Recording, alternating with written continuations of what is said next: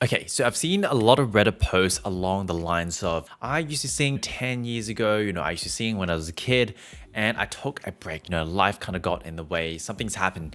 And now that I'm singing again, I'm back on this journey. My voice isn't like it was. I don't feel like I have that control anymore. I've lost range. Singing just feels harder. Let's talk about what's going on, and most importantly, how do we get you back into it? So real quick, for those of you who don't know me, my name is Ivan. I'm a voice teacher, works with students all around the world over Zoom. And really on this channel, my goal is to make learning how to sing as simple and as easy as possible. So if that is up your lane, consider subscribing wherever you're joining me from. If you're interested in working with me, links down in the description. I offer Zoom lessons and also some self-study programs. If you're interested in inspiring our next episode, let me know down in the comments below what you'd like me to talk about. Anyway, let's dive in. The voice is a bunch of muscles and habits. Singing isn't this static skill. There are muscles involved. There are certain kind of wirings in our brain, certain neurons firing in a certain way. And typically, the less you use them, the weaker these connections or the weaker these muscles will become. And so it's normal when you come back to singing, after years, of course, it's not going to be the way that it is. And so probably the first thing here is being a bit more patient with yourself and just easing yourself back into this journey.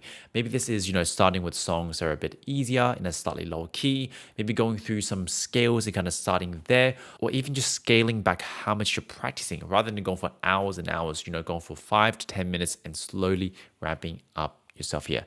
The reason why this is important is the last thing you want to do is be singing a song or a scale and then you're like, I used to be able to do this, and you kind of push through it, you strain through it, and you kind of force your voice and try to make it happen.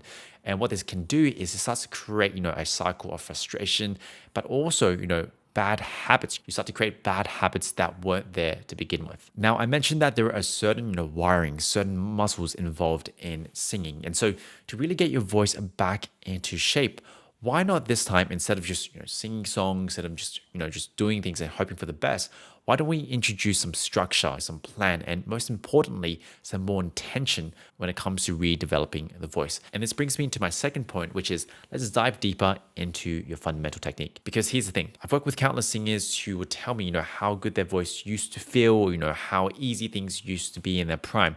But often when I test out their voice, we'll find that their technique, or at least their understanding what correct technique is, still requires a bit of tweaking, still requires refinement. Perhaps they're just relying on, their youth, their ability to recover quicker, or perhaps they're just relying on their natural talent to kind of get through things, or maybe their memory isn't as good as they think. Regardless, this time around when it comes to developing the voice, we need a plan. And so what I would really highly encourage is coming back to some very simple fundamentals when it comes to the voice. By fundamentals, I mean working through simple scales, simple songs, and asking yourself these couple of questions. The first one here is, how does it feel like to actually change pitch without anything else changing? So I don't have to, suddenly add more volume. I don't have to move my head in a certain way.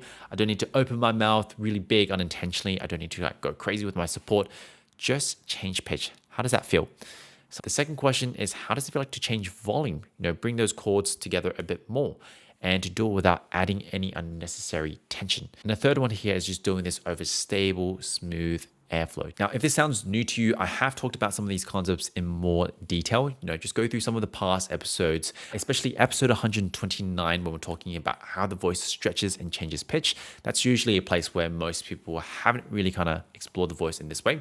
Now, as you're trying and working through your voice with this new intention, this new plan, some of you might find this tricky, some of you might find this revealing, and some of you might find that it reveals that there are more gaps in your technique than you thought. That is totally normal, right? Just give it time and be patient when it comes to working with your voice. Because remember, if you're feeling stuck and none of this advice has worked because there's only so much I can really help over a YouTube video, then I would really highly encourage you, get some personalized help, book in some lessons. I personally do offer lessons. Just check out some of the links in the description.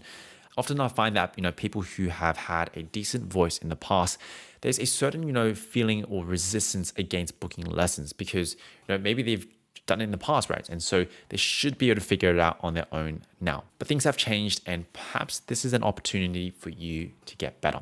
We all need a bit of help at times. Anyway, that is all. I hope this answers your question.